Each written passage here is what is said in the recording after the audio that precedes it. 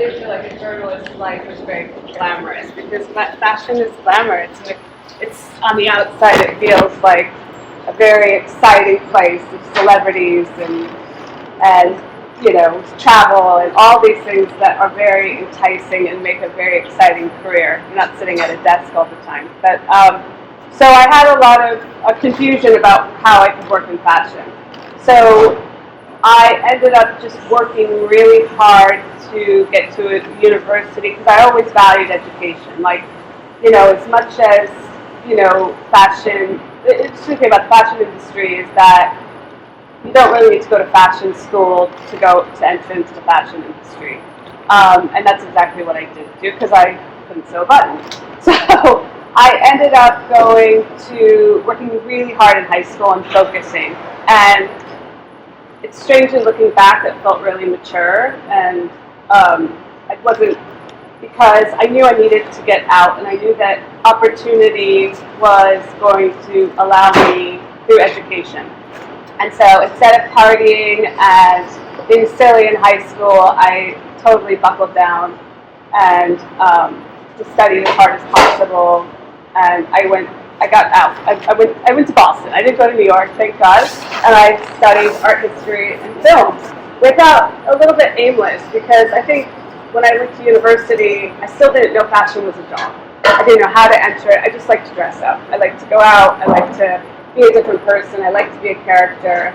And the idea of working at a magazine and all these things that I loved eluded me, because I didn't have these kinds of talks or mentorships. Like, they weren't allowed. I didn't have them in my schools. And so basically how I started was, I just started with school. I really just focused on the things that were interesting to me, things that would give me a great foundation for an education. And I think you can do both with that. You can either go into a really good fashion school if you're really focused and you know that's what you want to do.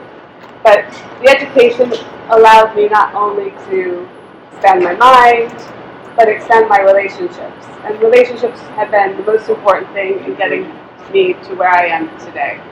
And so when I graduated school, I moved to New York right away, and I embarked on a career in public relations, which, was not the best, but the thing, I think, when you're starting off, you have to kind of try everything.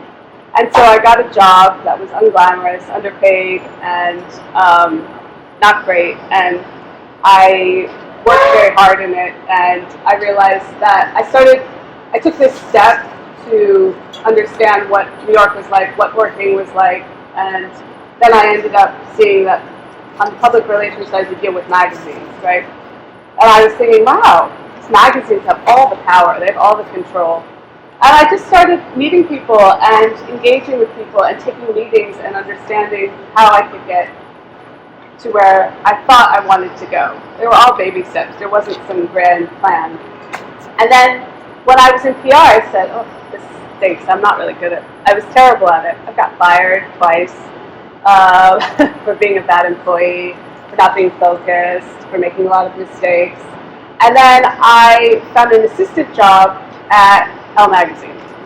And I was deeply unqualified for it. I hadn't studied journalism, I hadn't done anything, and the position was production. So it was a production assistant, and I talked my way into it, because being strong and being confident, which you have when you're young, is a very valuable skill.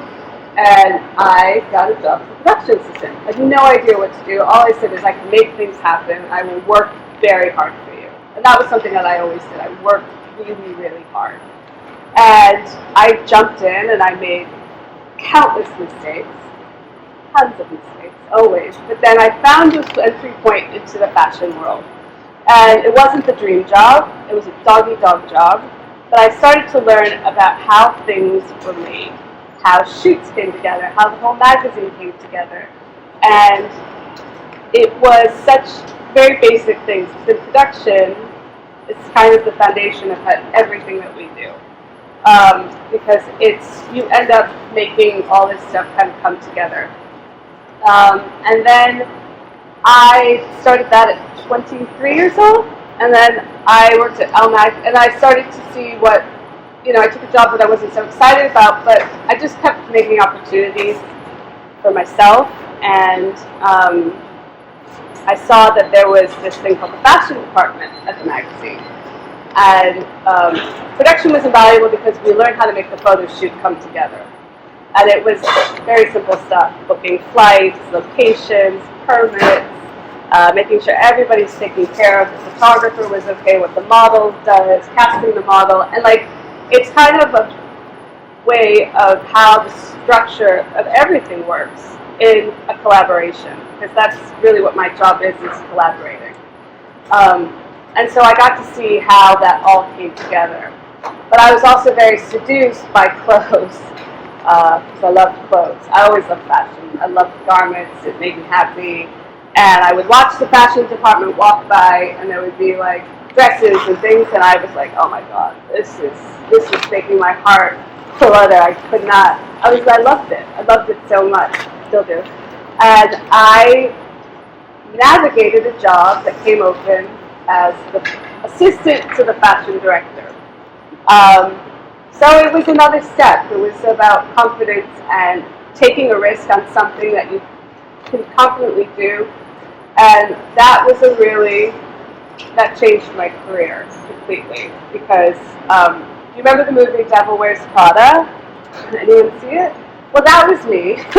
That was my job, and that came out at the same time. I was working for this woman named Nina Garcia, who was on Project Runway and Judge, and she's a lovely, incredible woman, very strong, and that kind of started my career in magazines. And I learned about what fashion department was. It wasn't writing, it was correspondence, it was relationship building. The way we would put together the shoots was different than in the fashion department than what we were doing there. We started to work with all the designers, and we would gather the clothes and we would create stories.